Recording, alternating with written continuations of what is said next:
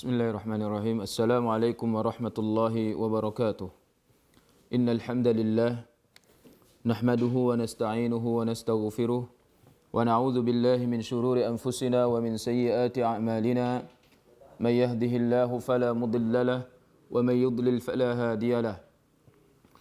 Asyhadu an la ilaha illallah wahdahu la syarika lahu wa asyhadu anna Muhammadan 'abduhu wa rasuluh. يا أيها الذين آمنوا اتقوا الله حق تقاته ولا تموتن إلا وأنتم مسلمون يا أيها الناس اتقوا ربكم الذي خلقكم من نفس واحدة وخلق منها زوجها وبث منهما رجالا كثيرا ونساء واتقوا الله الذي تساءلون به والأرحام إن الله كان عليكم رقيبا يا أيها الذين آمنوا اتقوا الله وقولوا قولا سديدا يصلح لكم أعمالكم ويغفر لكم ذنوبكم ومن يطع الله ورسوله فقد فاز فوزا عظيما أما بعد فإن أصدق الحديث كتاب الله وخير الهدي هدي محمد صلى الله عليه وسلم وشر الأمور محدثاتها وكل محدثة بدعة وكل بدعة ضلالة وكل ضلالة في النار. Muslimin muslimat, para penonton yang dirahmati Allah Azza wa Jalla sekalian, alhamdulillah, kita bersyukur kepada Allah Subhanahu wa taala dapat lagi kita bertemu dalam program Perlis Mengaji bersama saya berkaitan dengan kitab Al-Azkar yang dikarang oleh Al-Imam An-Nawawi rahimahullah. Jadi pada petang yang mulia ini kita sambung pengajian kita sebagaimana kata pengarang, babun ma yaqulu idza aradahu lahu syaitan. Babun ma yaqulu idza arada lahu syaitan aw khafahu.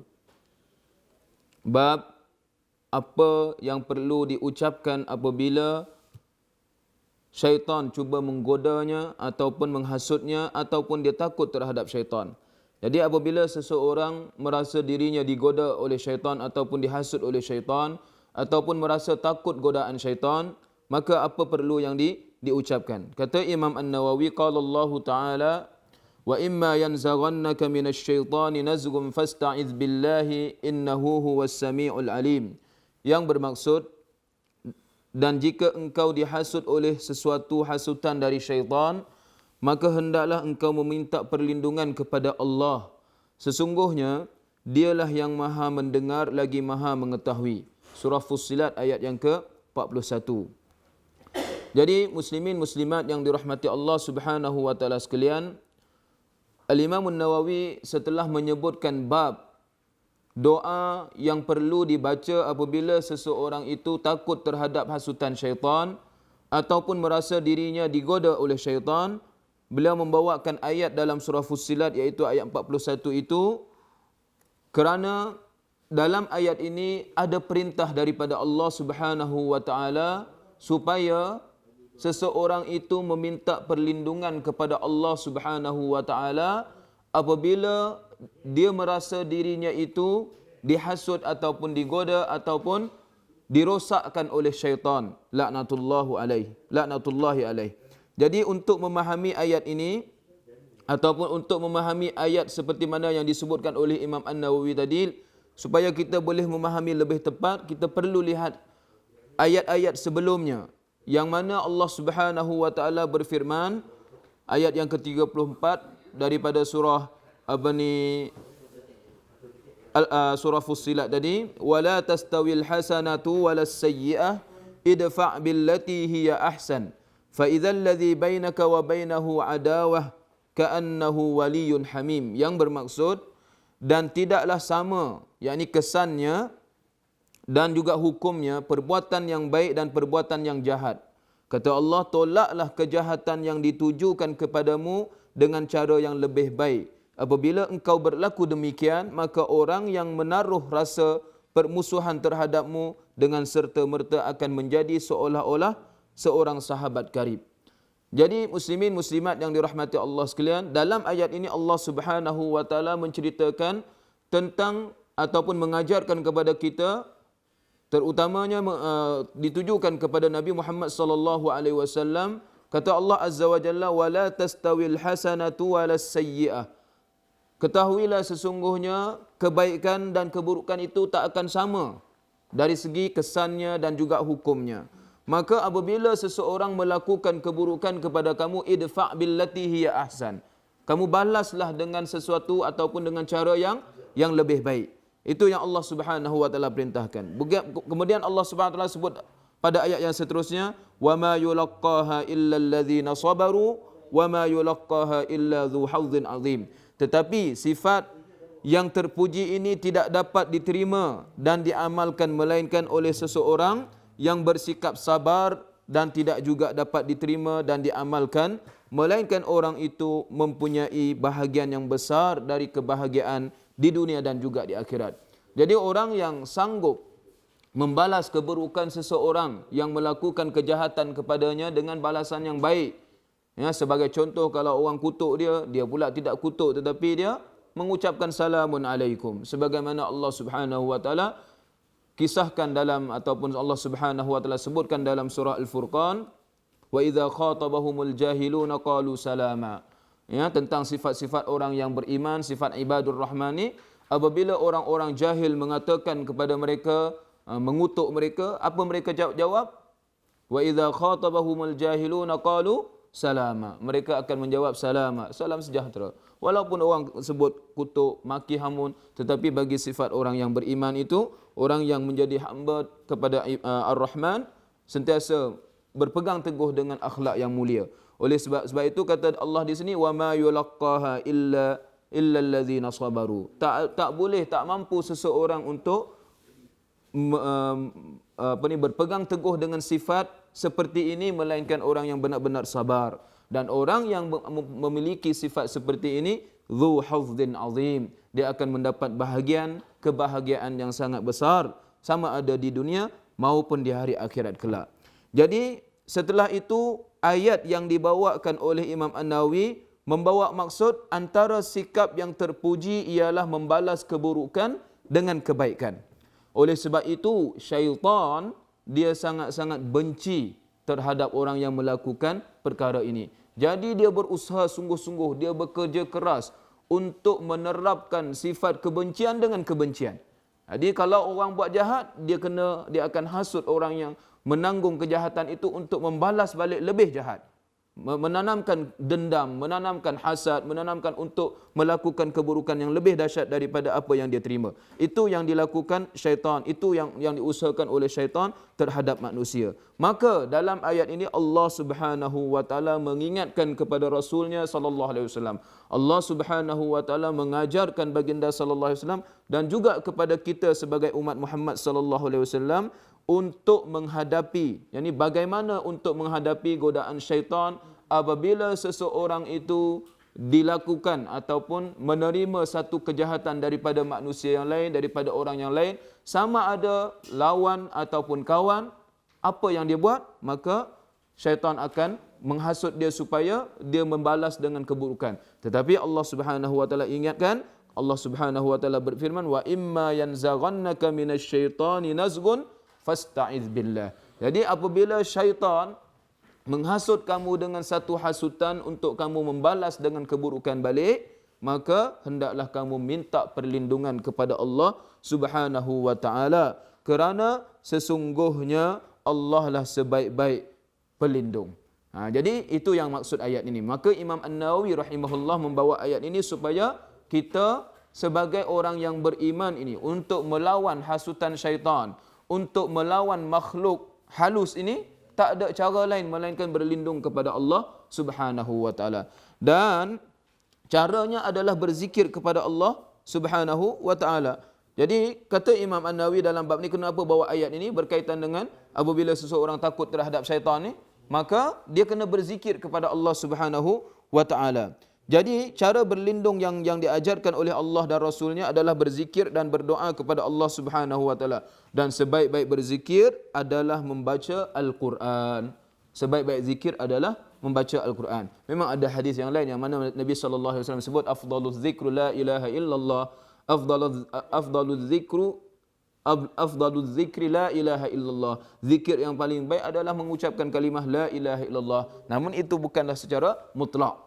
Ya, tetapi sepakat para ulama sebaik-baik zikir adalah membaca Al-Quran. Oleh sebab itu Imam An-Nawawi membawakan ayat ini, dan yakni dalam surah Al-Isra ayat yang ke-45, iaitu beliau menyebut pada ayat yang seterusnya, wa qala ta'ala wa idza qara'tal qur'ana ja'alna bainaka wa bainal ladzina la yu'minuna bil akhirati hijaban mastura, yang bermaksud, dan apabila engkau membaca Al-Quran, yakni wahai Muhammad, kami jadikan perasaan ingkar dan hasad dengki orang-orang yang tidak beriman kepada hari akhirat sebagai dinding yang tidak dapat dilihat, yang menyekat mereka daripada memahami bacaanmu.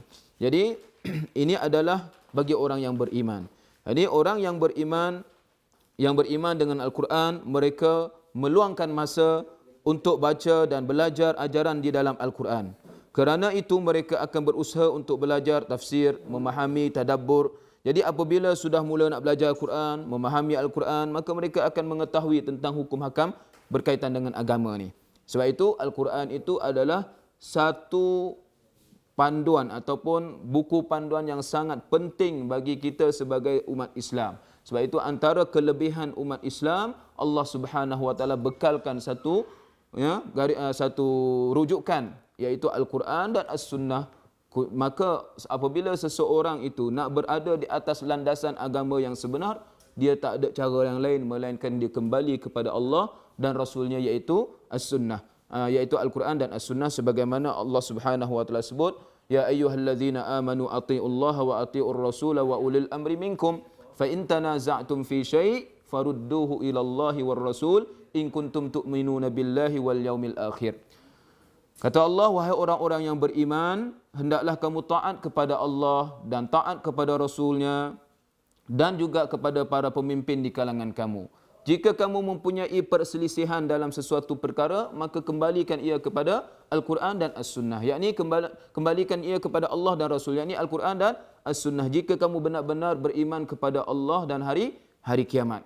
Jadi bagi orang yang beriman kepada hari kiamat, maka dia akan mengambil berat tentang Al-Quran, maka dia akan mengambil berat tentang sunnah Nabi sallallahu alaihi wasallam. Dia akan cari, dia akan belajar dan berusaha untuk mempelajari Al-Quran dan As-Sunnah itu supaya dia sentiasa berada di atas jalan kebenaran.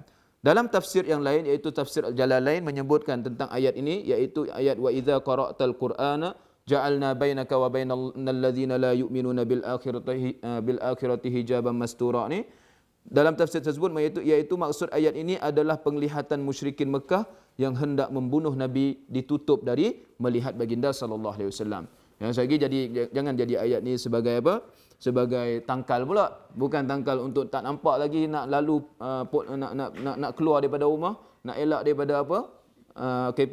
PKP ni, boleh tahan kita baca ayat ni. Bukan itu maksudnya ya. Ayat ni adalah memberikan kepada kita sebagai panduan bahawa apa jua dalam kita menghadapi godaan syaitan, takut kepada syaitan ni, maka tak lain tak bukan melainkan kita berlindung kepada Allah Subhanahu Wa Taala. Sebab itu Imam An-Nawawi rahimahullah setelah menyebut dua ayat ini, beliau menyebut fayambaghi ayyata'awwadha thumma yaqra' minal Quran ma tayassar.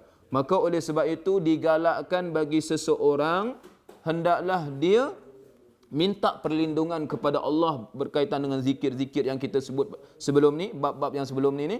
Maka selepas dia minta berdoa kepada Allah, bacalah mana-mana ayat Al-Quran yang dia mampu. Bacalah mana-mana ayat Al-Quran yang mudah baginya. Itu yang sepatutnya.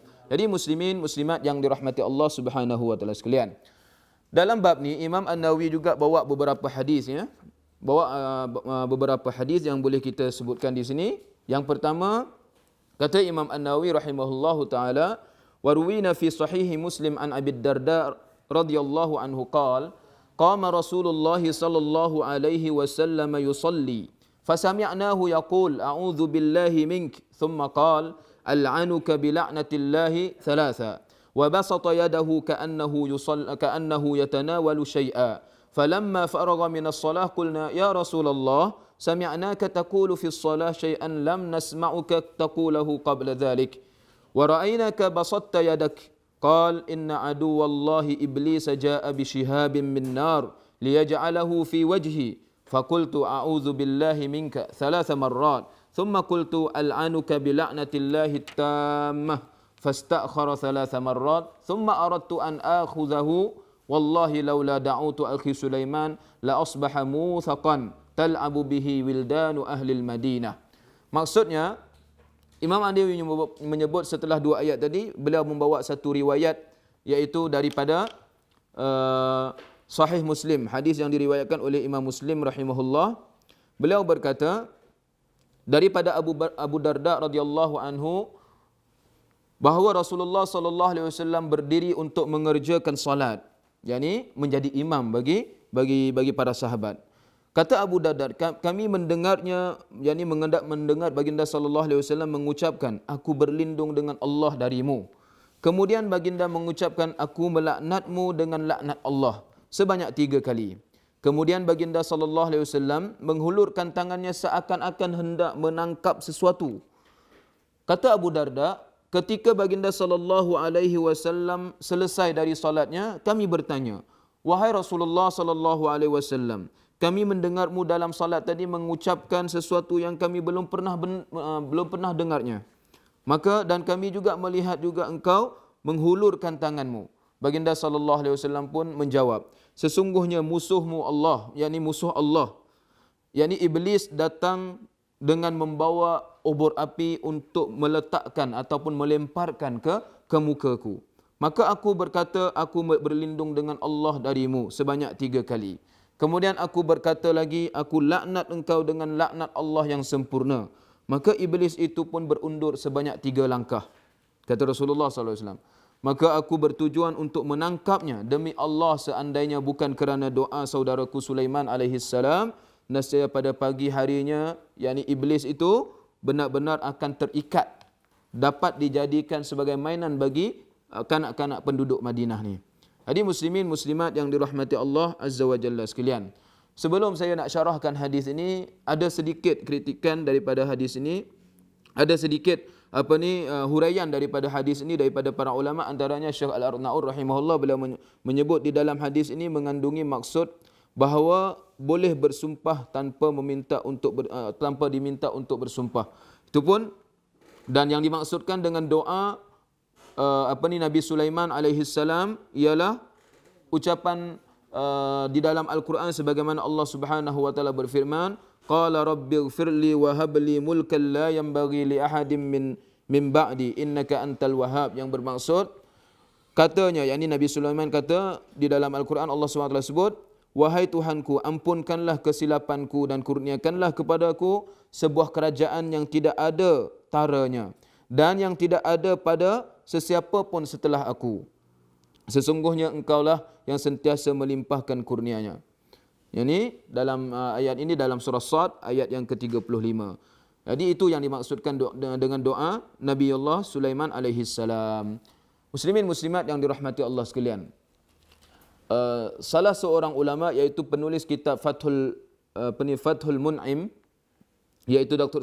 Musa Syahin, berkata ketika mensyarahkan hadis ini, beliau katakan, al-jinnu khalqun min khalqillahi ya'ishu ma'ana ala hadzal kaukab. Jin itu adalah salah satu makhluk yang Allah Subhanahu wa taala menciptakannya. Ya, jin itu adalah salah satu makhluk daripada makhluk-makhluk yang Allah Subhanahu wa taala ciptakannya. Dia hidup di atas muka bumi ini bersama dengan kita. Yarana haitsu la narahu. Yarana min haitsu la narah, kata Syekh Musa tadi. Iaitu jin boleh nampak kita tetapi kita tidak boleh nampaknya. Dan Allah Subhanahu wa taala berikan kuasa kepadanya, berikan kemampuan kepadanya, ya, yang mana kita tak mampu. Iaitu jin itu dia boleh menyamar ataupun menyerupai dengan sesuatu bentuk yang berbagai.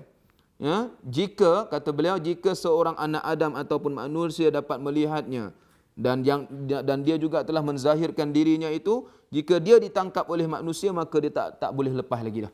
Dia tak boleh kembali kepada bentuk asalnya itu sehingga dilepaskan. Itu yang dimaksudkan oleh penulis kitab Fathul Mun'im ini, iaitu tentang jin ini.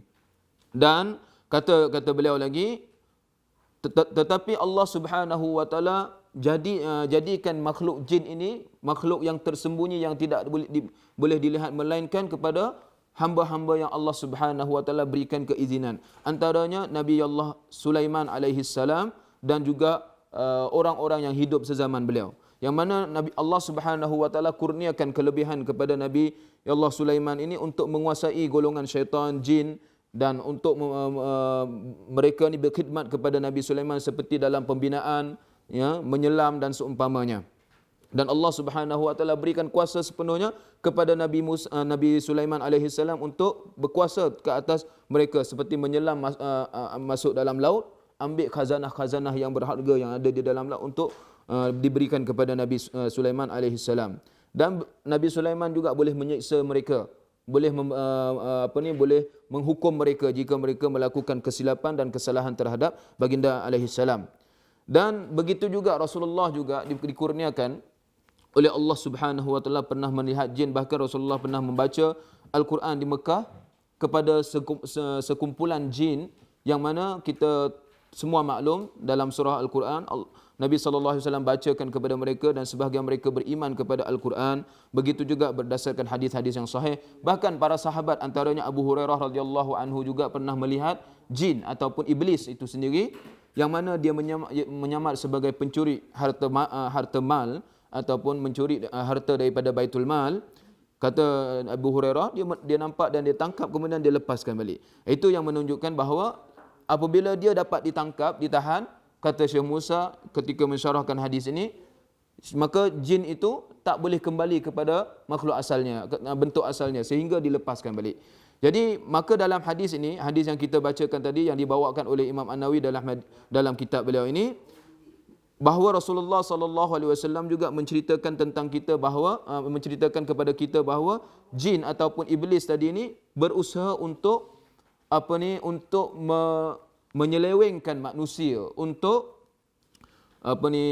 menyebabkan Rasulullah sallallahu alaihi wasallam tidak khusyuk dalam solatnya, menyibukkan diri Rasulullah sallallahu alaihi wasallam daripada solatnya. Maka dia menunjukkan, menzahirkan rupa bentuknya itu. Ya, dan Rasulullah tahu bahawa itu adalah iblis.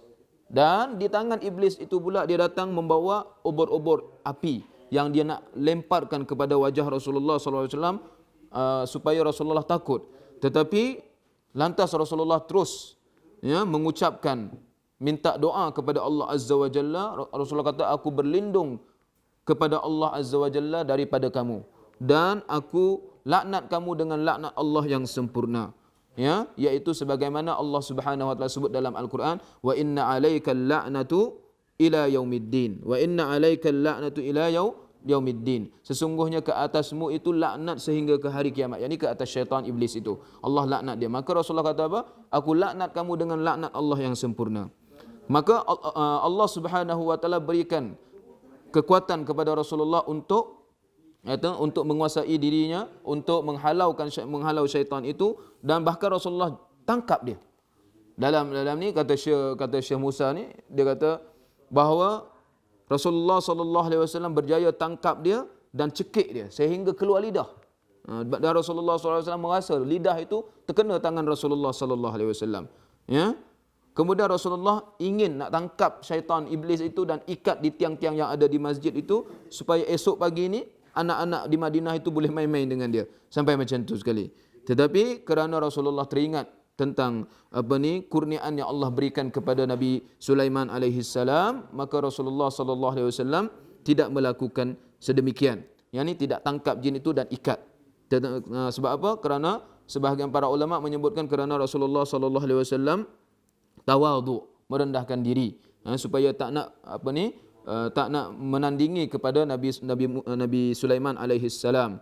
Ya, ada yang mengatakan kerana bahawa Rasulullah mungkin tak mampu melakukan sedemikian, tetapi pendapat yang kuat mengatakan Rasulullah bukan tak mampu, tetapi kerana Rasulullah tawadhu, beradab terhadap Nabi Sulaiman alaihi salam, kerana telah mengetahui tentang doa Nabi Sulaiman bahawa hanya Allah Subhanahu wa taala berikan kepada baginda alaihi salam saja dalam menguasai makhluk halus ini. Maka Rasulullah pun biarkan iblis itu lari pergi menjauhkan diri, menjauhkan diri, sehingga iblis itu pun tinggalkan Rasulullah sallallahu alaihi wasallam. Jadi muslimin muslimat yang dirahmati Allah Subhanahu wa taala sekalian, maka di dalam ini mengandungi isyarat bahawa menunjukkan bahawa hal tersebut khusus bagi Nabi Musa, Nabi Sulaiman alaihissalam, maka Nabi SAW tidak mengikatnya.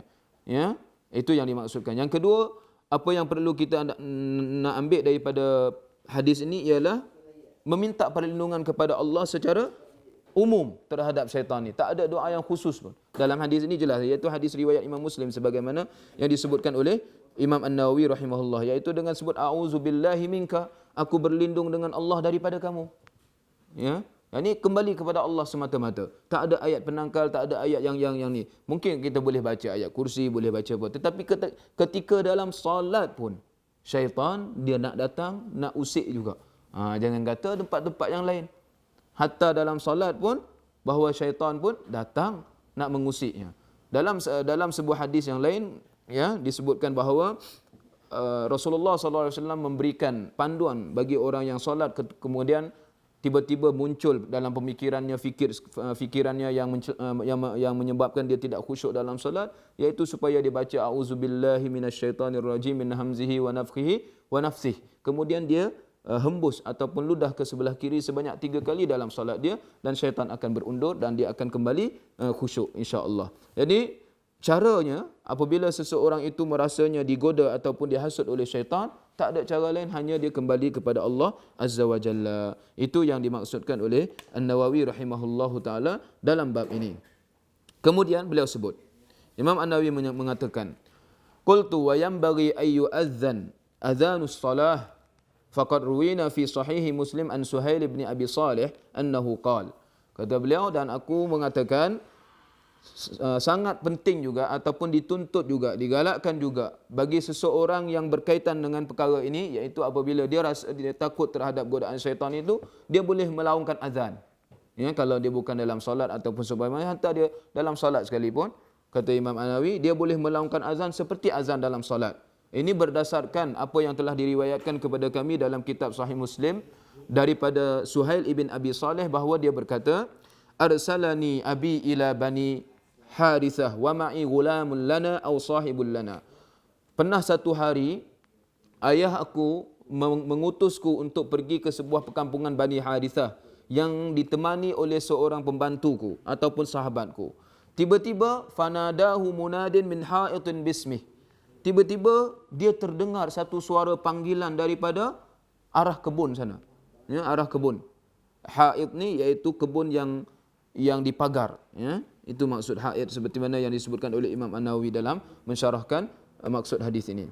Kata Suhail ibn Abi Salih tadi, tiba-tiba sahabat aku ni dia mendengar satu seruan yang di sebalik kebun itu. Dengan seruan memanggil namanya. Kata beliau, wa ashrafal ladzi ma'i 'alal ha'id falam yara syai'a. Kemudian dia pun mengajak aku untuk pergi tengok di sebalik kebun itu ada ke orang nak panggil ni, ada orang ke? Dia pergi tengok, tak ada apa pun.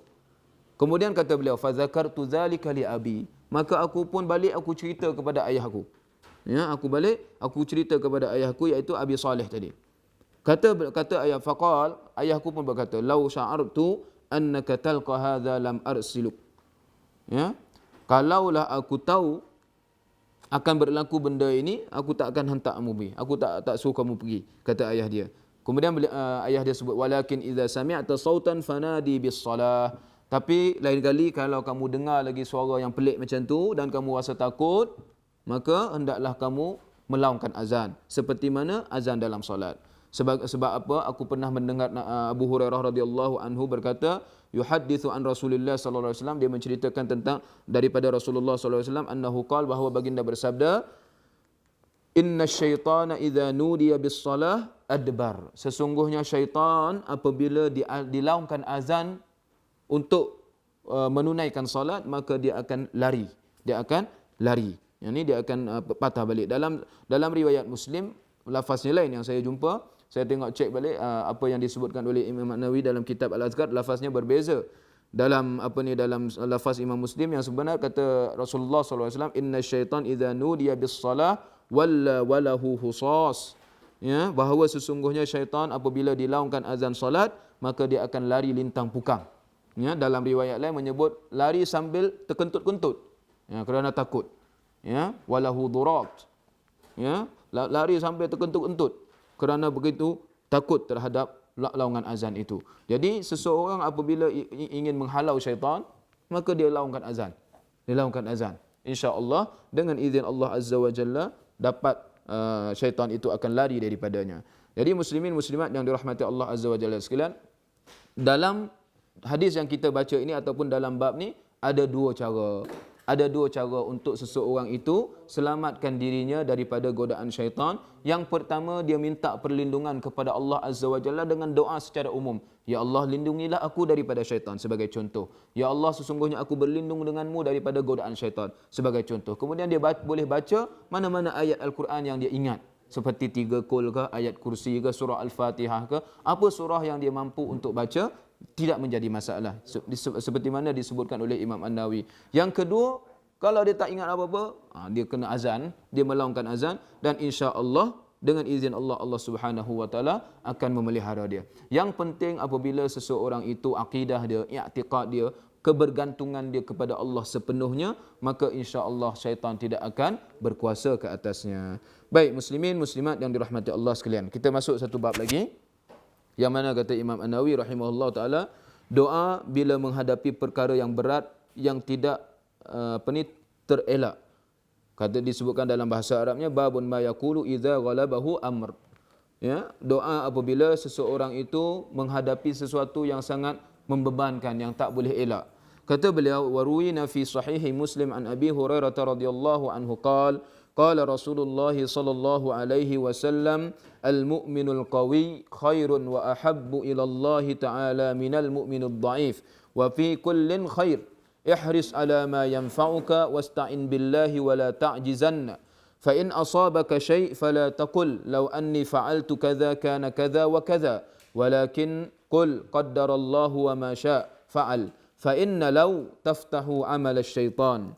Maksudnya, orang yang beriman, kata Imam An-Nawawi, telah diriwayatkan kepada kami daripada dalam kitab Sahih Muslim daripada Abu Hurairah radhiyallahu anhu, beliau berkata bahawa Rasulullah sallallahu alaihi wasallam bersabda, orang mukmin yang kuat lebih baik dan lebih disukai oleh Allah Subhanahu wa taala daripada orang mukmin yang lemah. Tetapi semuanya mempunyai kebaikan.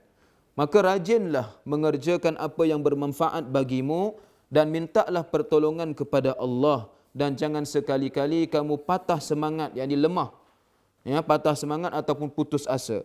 Apabila kamu tertimpa sesuatu musibah, janganlah kamu mengatakan seandainya aku berbuat demikian akan berlaku sekian dan sekian. Tetapi kata Nabi sallallahu alaihi wasallam, tetapi katakanlah Allah telah menentukan dan apa yang Dia kehendaki akan berlaku. Kerana sesungguhnya ucapan andainya ataupun kalau, ucapan kalau ataupun ucapan andainya itu dapat membuka perbuatan syaitan. Ini dapat membuka amalan syaitan untuk menghasut kamu. Jadi muslimin muslimat yang dirahmati Allah sekalian, dalam hadis ini apabila seseorang, Imam An-Nawawi rahimahullahu taala membawakan satu hadis yang tidak ada pun doa. Tak ada pun doa secara direct, kena ucap macam ni, tidak. Tetapi beliau membawakan hadis Sahih Muslim yang mana Rasulullah sallallahu alaihi wasallam menceritakan bahawa orang yang beriman, yang ada kekuatan, tenaga dia semuanya itu adalah lebih baik dan lebih dicintai oleh Allah Subhanahu wa taala berbanding orang yang beriman yang lemah. Wa fi kullin khair, tetapi semuanya itu baik. Apa maksud mukminul qawi dalam hadis ini?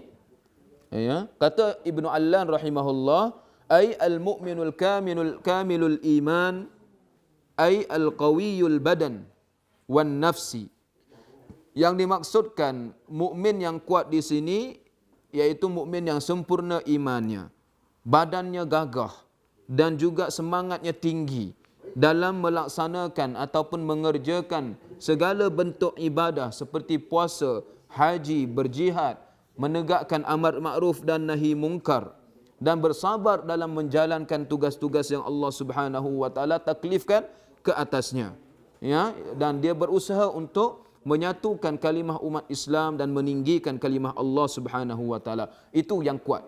Yang kuat itu yang dimaksudkan kuat itu, maka khairun wa ahabbun. yang lebih baik dan lebih disukai oleh Allah Subhanahu wa taala. Yani orang mukmin yang seperti ini sudah pasti orang mukmin yang lebih afdal, yang lebih sempurna imannya. Adapun orang yang mukmin yang bukan dalam kategori itu, mukmin juga tetapi dia lemah, ya, dia juga ada kebaikan dari segi keimanannya itu, dari segi dia mendirikan solatnya itu, kerana dia termasuk di kalangan orang yang beriman juga. Sebab itu Nabi kata wa fi kullin khair, semuanya itu baik. Orang mukmin ni semuanya itu baik. Ada kebaikan kerana sama ada dia qawi, sama ada dia kuat, gagah ataupun dia lemah.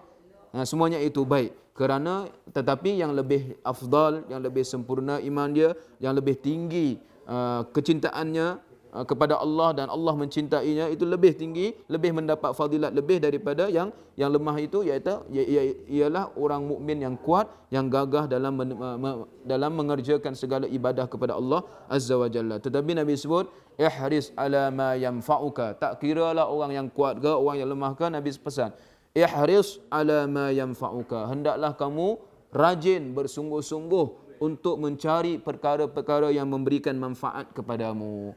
Jadi muslimin muslimat yang dirahmati Allah sekalian, dalam ucapan Nabi SAW ihris ala ma yanfa'uka memberi isyarat kepada kita bahawa selemah mana pun kita sebagai orang yang beriman ini, kena tahu dalam kehidupan kita perlu mencari keredaan Allah Subhanahu wa taala. Kerana tujuan dan matlamat hidup kita di atas muka bumi, tujuan yang sebenar adalah menjadi hamba kepada Allah Azza wa Jalla dan berusaha untuk mencari keredaan Allah Subhanahu wa taala dengan menjalankan segala titah perintahnya dan menjauhkan segala larangannya. Itu sebab Nabi sallallahu alaihi wasallam sebut ihris ala ma yanfa'uka.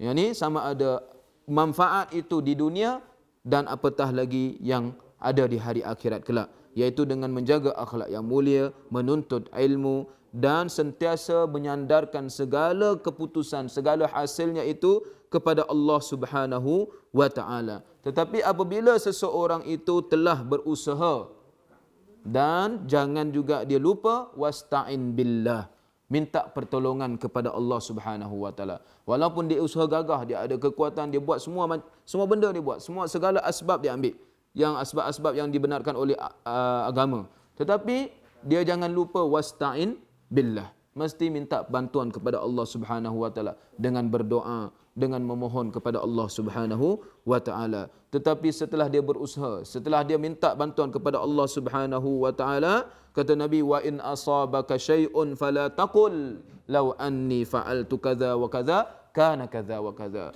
Setelah buat semua macam itu, tiba-tiba dapat hasil yang tidak lumayan ataupun mendapat sesuatu perkara yang sebaliknya, maka kata Nabi SAW, fala taqul, jangan kamu ucapkan, kalaulah aku buat macam ni, kan bagus dapat macam ni. Kalaulah dapat macam ni, kan dapat macam ni. Kata Nabi SAW, jangan ucap macam tu.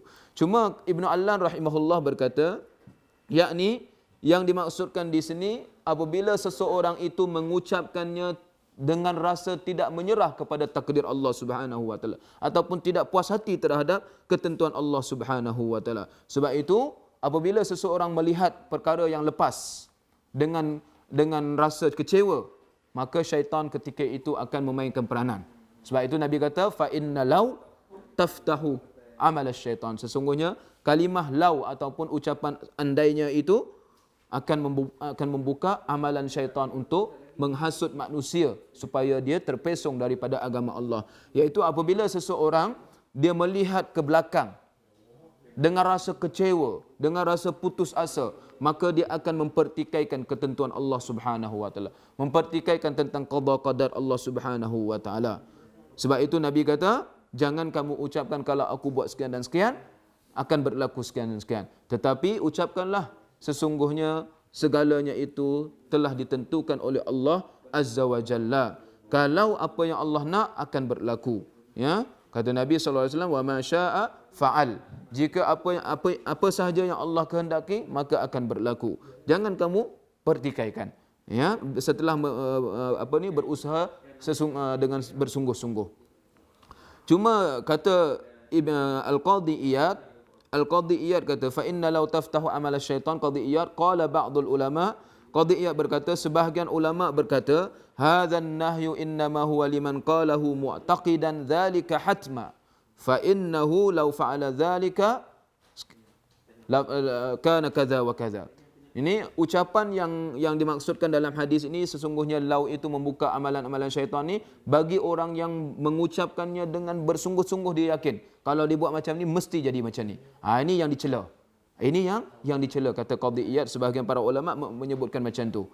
Ya, dia sebut dengan betul-betul yakin kalau dia buat macam ni, mesti beruntunglah. Kalau aku letak macam ni akan berlaku sekian dan sekian lah.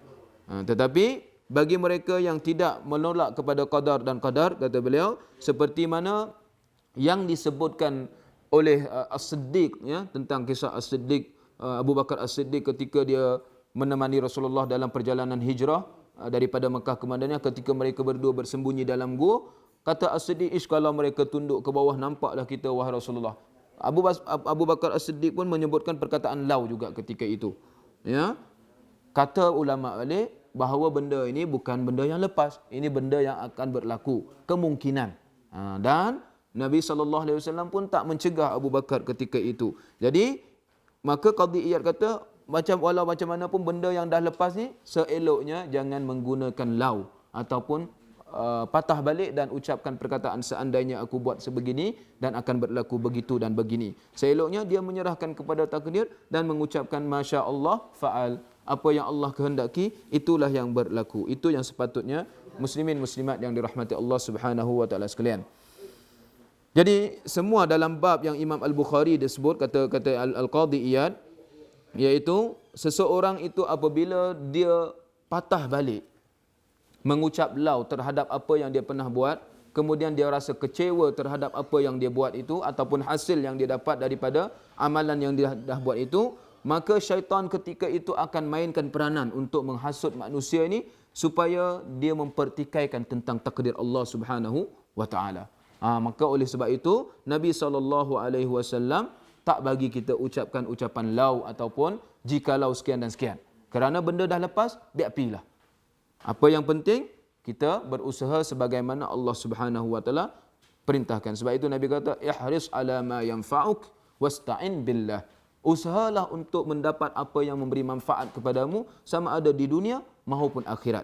Ya, mendapat kebaikan di dunia ataupun kebaikan di akhirat, dan jangan lupa minta bantuan, minta pertolongan kepada Allah Subhanahu wa taala. Kemudian jika sesuatu hasil yang kamu dapat itu sebaliknya mendapat keburukan ataupun tidak puas hati terhadap hasil yang kita dapat itu, maka jangan kata kalau buat macam ni jadi macam ni. Maka jangan kata, tetapi katakanlah ini adalah ketentuan Allah Subhanahu wa taala, ma syaa fa'al, apa yang dia nak maka akan berlaku. Jadi serah kepada Allah Subhanahu wa taala. Itulah namanya tawakal. Setelah berlaku sepenuhnya itu setelah dia berusaha bersungguh-sungguh dan berlaku sebaliknya. Itu sifat orang yang beriman, sentiasa menyerahkan diri kepada Allah Subhanahu wa taala. Jadi saya rasa setakat itu dulu pada petang yang mulia ini, dan insya-Allah kita akan sambung pada bab yang seterusnya sebagaimana kata Imam An-Nawawi rahimahullahu taala, babun ma yaqulu idza istas'aba alaihi amrun.